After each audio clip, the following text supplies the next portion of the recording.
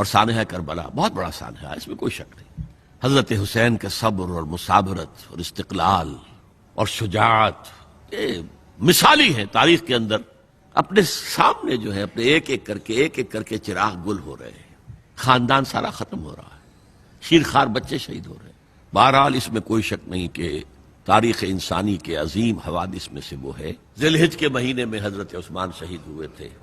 28 ذی الحجہ کو حضرت عمر پر حملہ ہوا تھا، 1 محرم کو ان کی شہادت ہوئی تھی، 10 محرم کو یہ سانحہ کربلا پیش آیا تھا، یہ اللہ کی راہ میں قتل ہوئے۔ وَلَا تَقُولُوا لِمَن يُقْتَلُ فِي سَبِيلِ اللَّهِ أَمْوَاتٌ بَلْ أَحْيَاءٌ وَلَٰكِن لَّا تَشْعُرُونَ وَلَا تَحْسَبَنَّ الَّذِينَ قُتِلُوا فِي سَبِيلِ اللَّهِ أَمْوَاتًا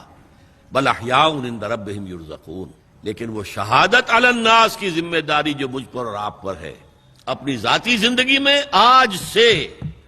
گواہی دیجئے اللہ کے بندے ہونے کی، اپنے عمل میں، اپنے قول میں، اور کوشش کیجئے کہ مل جل کر اس ملک کے اندر وہ نظام برپا کرے کہ جو شہادت علی الناس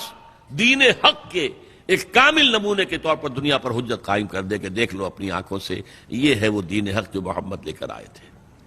اللہ تعالیٰ مجھے اور آپ کو اس کی توفیق عطا فرمائے۔